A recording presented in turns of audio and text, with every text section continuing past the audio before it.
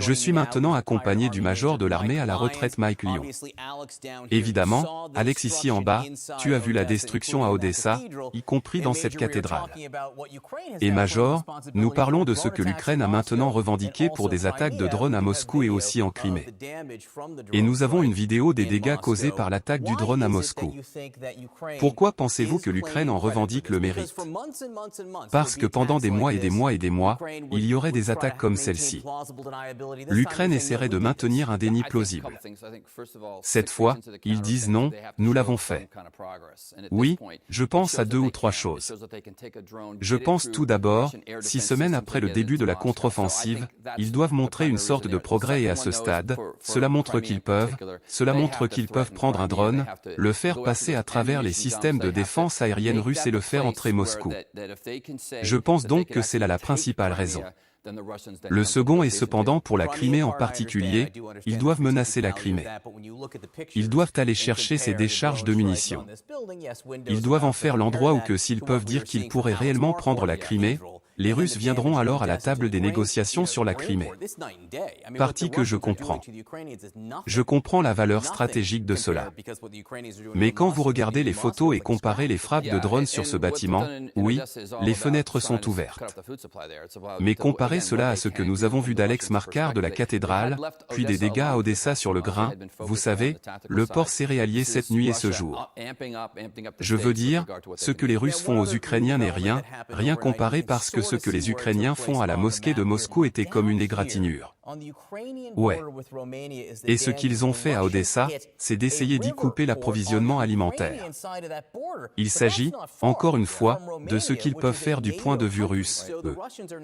Ils avaient laissé Odessa seul. Ces derniers mois, ils s'étaient davantage concentrés sur le côté tactique.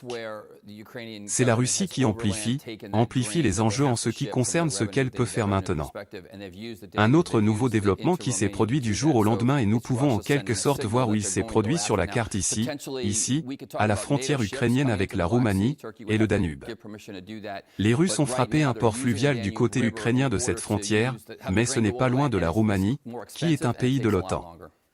Donc, les Russes attaquent maintenant quelque part qui est littéralement à portée de vue d'un pays de l'OTAN. Et voici pourquoi, parce que c'est là que le gouvernement ukrainien a pris par voie terrestre ce grain qu'il doit expédier à partir de ses revenus.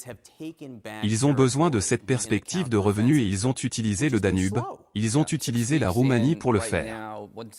C'est donc la Russie qui envoie le signal qu'elle va s'en prendre à elle. Maintenant, nous pourrions potentiellement parler de navires de l'OTAN entrant dans la mer Noire. La Turquie devrait donner l'autorisation de le faire. Mais en ce moment, ils utilisent le Danube pour faire passer le grain par voie terrestre et c'est plus cher et cela prend beaucoup plus de temps. Encore une fois, si vous regardez la carte ici, je peux dégager. Où est la série? Là, en jaune, c'est très faible. Vous pouvez à peine le voir. Et la raison en est qu'il n'y a pas beaucoup de terrain, mais ces petits gains en jaune ici et là, ce sont les zones où les Ukrainiens ont repris du terrain dans la contre-offensive qui a été lente. Ouais, 6 semaines en ce moment. Je ne dirais pas que c'est un échec, mais il y a encore 3 raisons.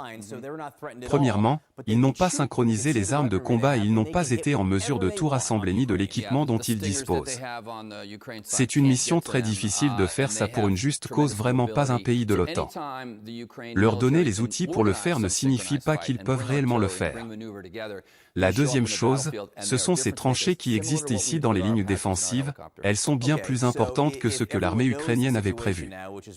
Ils n'ont pas non plus l'équipement pour les retirer. Et puis la dernière chose se résume à la supériorité aérienne. La Russie dispose toujours d'un formidable appui aérien rapproché.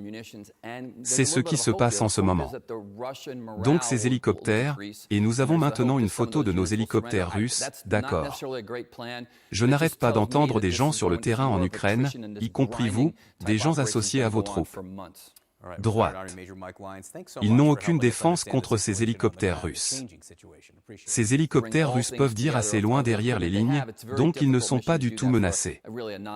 Mais ils peuvent tirer. Vous pouvez voir les armes dont ils disposent et ils peuvent frapper ce qu'ils veulent sur les Ukrainiens. Ouais, les Stingers qu'ils ont du côté ukrainien ne peuvent pas les atteindre et ils ont une mobilité énorme. Ainsi, chaque fois que l'armée ukrainienne peut organiser un combat synchronisé et rassembler l'artillerie et la manœuvre, celles-ci apparaissent sur le champ de bataille. Et ils font la différence, comme nous le faisons avec nos Apaches et nos hélicoptères. Ok, donc si tout le monde le sait. Situation actuelle, qui est relativement statique, comment l'Ukraine peut-elle réaliser une percée?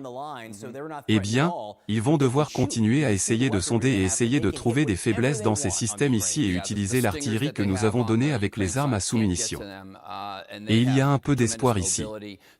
L'espoir est que le moral des Russes diminuera et il y a l'espoir que certaines de ces unités se rendront. Ce n'est pas nécessairement un grand plan, mais cela me dit simplement que cela continue, cette guerre d'usure et cette opération de type broyage va durer des mois. D'accord. Major de l'armée à la retraite Mike Lyon, merci beaucoup de nous avoir aidés. Comprendre la situation sur le terrain. L'évolution de la situation appréciée.